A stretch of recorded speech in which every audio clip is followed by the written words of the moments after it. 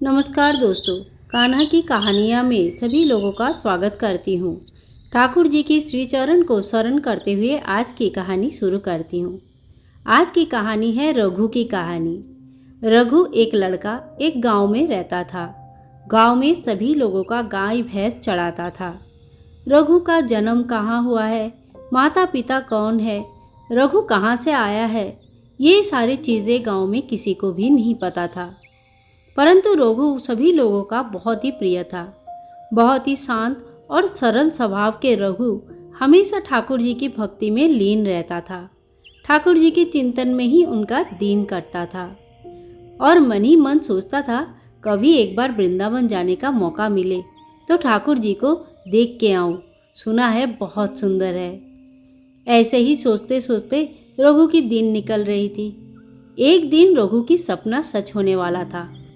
गांव के कुछ लोग वृंदावन जा रहे थे। इन्हीं में से एक ने रघु को पूछा, हम लोग वृंदावन जा रहे हैं ठाकुर जी की श्री चरण की दर्शन करने, क्या तुम भी चलना चाहोगे? रघु तो बहुत ही खुश हो गया। ऐसे लगा जैसे ठाकुर जी ने इतने दिन में रघु की बात सुन ली। इतना अच्छा सा प्यारा सा मुस्कुराहट देते हुए रघु ने कहा, क्यों नहीं, ठाकुर जी के दर्शन करने के अलावा जीवन में और है क्या, मैं ज़रूर चलूँगा। रघु भी सभी के साथ वृंदावन आ गया।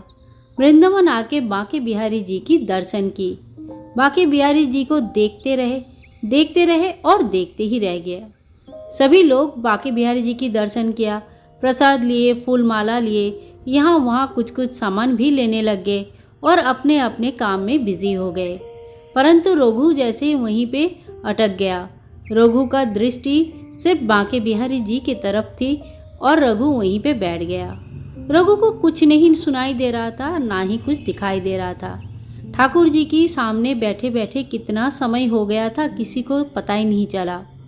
ऐसे में जब पंडित जी आके बोले, ठाकुर जी की द्वार बंद करने का समय आ गया है, अब तुम जाओ। रघु को देखा सामने गांव वाले कोई नहीं दिख रहे हैं। सब कहाँ गए पता ही नहीं चल रहा था। रघु फिर से ठाकुर जी की तरफ देखे और फिर पंडित जी को बोले, क्या थोड़ी देर और नहीं बैठ सकता? ठाकुर जी को थोड़ा सा और नहीं देख सकता?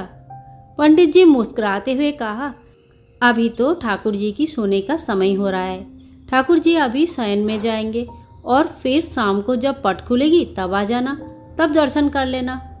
रघु मन ही मन सोचने लगा, ठाकुर जी दिन भर कितनी मेहनत करते हैं। सुना है ठाकुर जी को तो गैया भी चढ़ाना पड़ता है। उसने पंडित जी से कहा, ठाकुर जी तो दिन भर बहुत मेहनत करते, थक जाते होंगे। एक काम करो, ठाकुर जी की जो गैया है आज से मुझे दे दो, मैं चढ़ा के लाऊंगा, ठाकुर जी को थोड़ा विश्राम करने दो। रघु की सरलता और उनकी भक्ति पंडित जी को भा गए। पंडित जी को समझ में आया रघु बहुत ही सरल है, साथ साथ में बांके बिहारी जी की बहुत बड़ा भक्त भी है। पंडित जी बोले, कोई बात नहीं, कल से तुम गैया चढ़ा लेना, परंतु अब जाओ और ठाकुर जी को थोड़ा सोने दो। रघु वहाँ से चला गया और थोड़ी दूर जाके बैठ गया।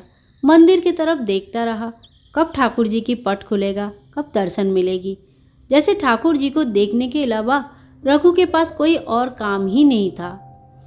शाम को पंडित जी के पास फिर रघु वापस आया। ठाकुर जी की दर्शन किए और अपना सारा काम समझ लिया। सवेरे गैया लेके जाना है और शाम तक वापस लेके आना है। रात को भगवान जी के द्वार में ही सो जाएंगे। ऐसा रघु को बहुत अच्छा लगा। बोला, इससे अच्छा जीवन तो और कुछ हो ही नहीं सकता है। ठाकुर जी को भी विश्राम हो जाएगा और मैं भी थोड़ा सेवा कर लूँगा।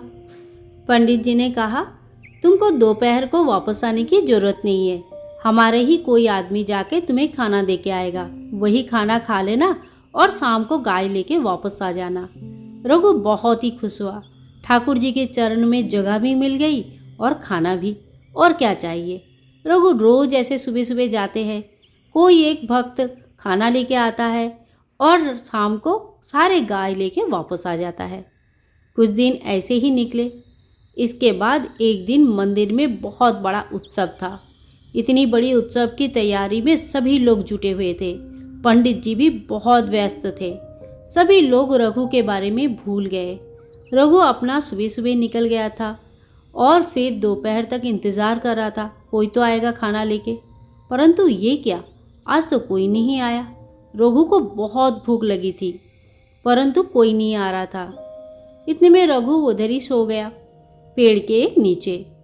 और रघु जब सो गया था तो ऐसा लगा जैसे कोई उसे बहुत ही नरम हाथों से सिर पे हाथ रखकर उठा रहे। रघु उठ जाओ, खाना खा लो।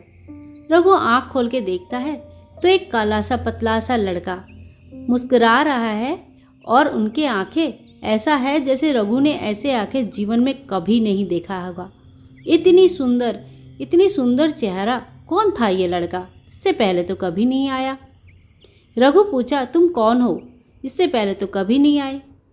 उसने मुस्कुराते हुए कहा कि आज तो तुम भूखे हो ना, इसलिए आज मैं खाना लेके आया हूँ। आज पंडित जी और बाकी सभी लोग मंदिर की सजावट में व्यस्त है। आज बहुत बड़ा उत्सव है ना, इसके लिए। रघु बोला, उत्सव है तो ठीक है, पर मुझे खाना देना ही भूल गए ये लोग। और वो लड़का ने कहा, वो भूल गए पर मैं नहीं भूला। मुझे पता था तुम भूखे हो, इसीलिए मैं तुम्हारे लिए खाना लाया हूँ। जल्दी जल्दी खा लो। रघु अपना खाना खोलने लगा और फिर सोचा कि एक बार तो धन्यवाद कह दूँ। इतना मुश्किल से सभी लोग भूल गए, फिर भी वो लेके आया लड़का खाना। लेकिन जैसे ही आँख उठा के देखता है, दूर दूर तक कोई नहीं दिखता है। इतना जल्दी ये लड़का कहाँ चला गया? फिर देखते हैं कि सामने एक पीला कलर का चुनरी गिरा है। ये चद्दर किसका है? ये धोती का टुकड़ा है या कंधे में रखने वाला कोई शॉल है? लेकिन है बहुत ही सुंदर। रघु वो अच्छे से रख लिया और रख के खाना खा के गाय चढ़ा के शाम को वापस आया। रघु को शाम को देखकर पंडित जी बहुत ही शर्मिंदा हुए। बोले, रघु, आज जो तुम्हारे लिए हमने खाना भेजना ही भूल गए। तुम सारा दिन भूखे होंगे, तुम जल्दी से कुछ खाना खा लो।